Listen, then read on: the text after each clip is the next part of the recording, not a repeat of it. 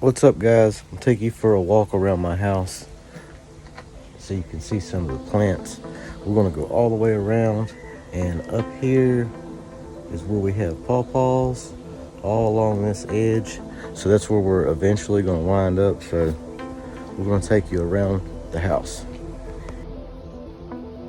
So this is behind the house. There's a forest, there's pawpaws, there's a huge mimosa. There's lots of maple up in there. There's a locust right there. Plenty of bee forage up in there. We planted this willow here. Got some different plants growing on all around the house. These are our grapes we put in a couple years ago. They're doing pretty awesome. Get over here, don't you see these grapes? They are going to make a lot of grapes this year. We put in these peach trees 2 years ago, and they're doing great. They're going to have peaches this year. There's another mimosa growing on the back side. We have chives growing on the side of the house. Got some brambles going on here. Gonna have some berries coming from there. Back there we have azaleas. There's purple ones, white ones, and red ones. More grapes. More peaches. I planted some new grapes here this year. That's a forsythia. It's a hydrangea. That's some lemon balm that spread out. This is mother fig tree. This is the first picking of figs. So these will be ready in like July, and then they'll make another crop in September. There's the first beehives. I have a lot of mulching to do. We have let clover and fleabane take over the front part of the yard, along with mustard greens and plantain.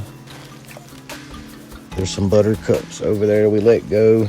I've got corn. I'll put some corn in right here, and those are mustard greens. Mustard greens go everywhere. Bees love the mustard greens.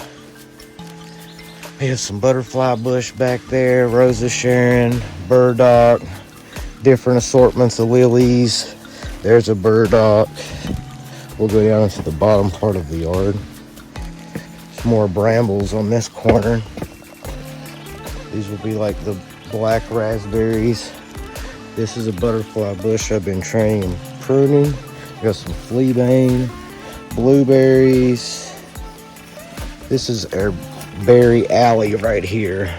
So we've put in that blueberry in 2020. These smaller ones in the middle in 2022. More of those mustard greens going along the front. These strawberries, they have gone crazy.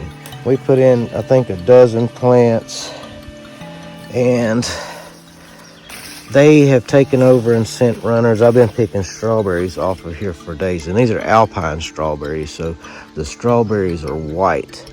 If I can find one that is ripe, then we'll take one off. This one right here looks ready to go. And that's a white alpine strawberry. Let's see. That's sweet. More blueberries, fleabane, blueberries. I think there's 5 blueberry bushes total in here, and they got a pretty good amount of berries on them this year. It's their second year. These are Honey Crisp apples. We got a bunch of those. We put that tree in 2 years ago. And the roses, they're bloomed out pretty nice. It's just a boxwood hedge back there. We got a lot of violets that we brought back to plant in here too. We got purple ones, white ones, and I think some off pink ones. We've got some stone crop and ground cover plants over here. There's another apple tree I'm going to plant out soon. There's some hydrangeas that come up in that spot. I have to get in and clear it out, but below the apple tree, we got some time. There's a baby mimosa. It snuck its way in. I'm not sure. Looks like we have some, I think, daylilies coming out. This Rosa Sharon, I take sprouts off of this and spread them around. I have to pull it out every year, but there's some thyme. And right across the road here, we've put in more fig trees all in this edge. I've got a little bit of cleaning up to do. We've been out here doing some maintenance. And these are our surprise apple trees. These are aroma apple trees that come out of some apples that we were eating. And I've been bonsaiing these trees for about 3 years now. These trees are about 3 years old, and they are huge. I've been maintaining them for about 3 years, and they're huge. They're doing crazy. But this is more of that lemon balm. There's the fig from the bottom. That's a huge lilac. I've been pruning it back, but I gotta prune it back every year. I got more sprouts to take off of the figs at the bottom there. And I've even spread some of the lemon balm over here on the edges. There's some lemon balm. That's an apple tree we put in this year. Some burdock. I planted, let's see if I can get close enough to the edge. I planted some pecan trees somewhere down there. Right there, that's a pecan tree. And when it grows up, I'll be able to stand on this wall and just pick nuts off of the wall. There's some honeysuckle, and I don't know if I showed you that apple tree, but there it is. There's more of that lemon balm around the edges. I planted another one of those pecan trees right there. Let's see, can I find it? Right there, right in the middle, right there. And so when they grow up, we'll be able to pick the fruit straight off of the side. Those maple trees are huge. They're like 3 feet in diameter. I want to maybe try to tap some maple. We have a few of those that go all the way up the valley and behind the house.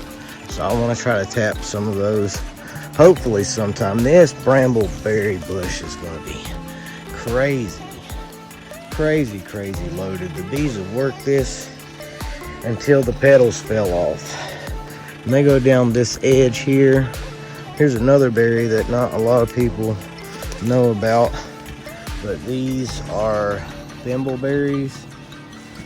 They get like a little berry on the end, and they have a star-shaped leaf. That cherry tree right there has been crazy loaded. It's only a 2-year-old tree. It had like 7 or 8 cherries on it. What's a 3-year-old tree? It had like 7 or 8 cherries on it last year, and now it has probably a couple hundred. And that is another apple tree behind that. And there's the house, the front of the house. So we made it down one side and along the front and along the edges. So there's not a whole lot more. I mean, there's a whole lot more, but I'm not gonna go all the way around. There's some rhubarb. I don't think I talked about that. That one is pretty good. It has a lot of oxalic acid in the plant. You can really taste it whenever you eat the plant. But we'll go up the steps on around the house to the pawpaw forest. So we're going to be coming up on some beehives. This is my apiary. This is where my #1 apiary. I have 20 hives at this location, and this is the yard from the top, and there's the 2 hives that I moved into the bottom. We have several different types of lilies around through here and brambles on the top, and I got some hollyhocks right there. I'm waiting on them to bloom. So I think they're red and yellow. This is a lantern plant, and when it flowers, it's going to grow little lanterns on there. So that's pretty cool. But on around the house, Beehives are looking good. We'll be pulling black locust honey soon. There's soapwort and some 8 o'clocks. I have some Japanese rose up in here. This is yellow. We're getting more into the permaculture forested area on the side of things. And this is the pawpaw orchard, or the pawpaw forest. All of these young trees under here, all the way back across this line, are pawpaws. I have about 30 pawpaw trees in here. That's pawpaw trees in. This is under the mimosa from the bottom. When we started the video, we were out of the woods down there. That's where we started this video. Now we're back full circle into the forest, getting on the mycelial line. This is where we grow our edible fungus. Back here in the thick of it, this is where we get a lot of our wild herbs and our wild root type crops and any kind of our wild forage. Pretty awesome.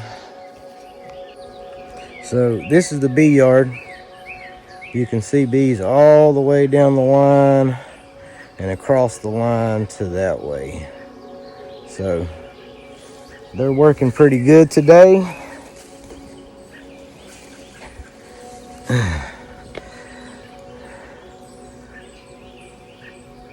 That's pretty cool. They're out flying around, hanging out. We don't really cut the grass here. We'll pull some of the weeds out. And this yard is kind of maintained by hand. You see them working there. They're starting to get some of the first sun. And they're usually pretty calm in the bee yard. I only put a suit on if I'm going into the hives. That's the only time they really get aggressive, when you're in there ripping the roof off their house. These are supered and ready to collect honey. So they're all producing. We'll be pulling honey within the next week or two. That is a split that I made.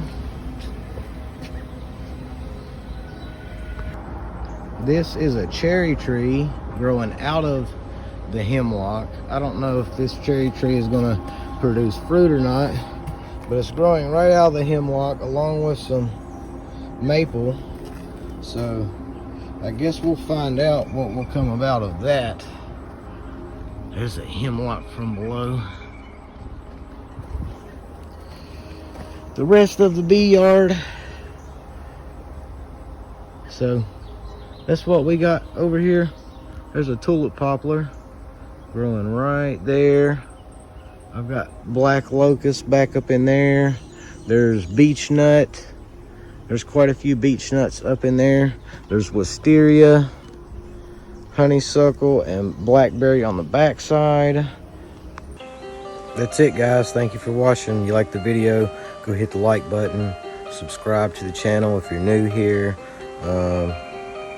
Yeah. Peace out. The end.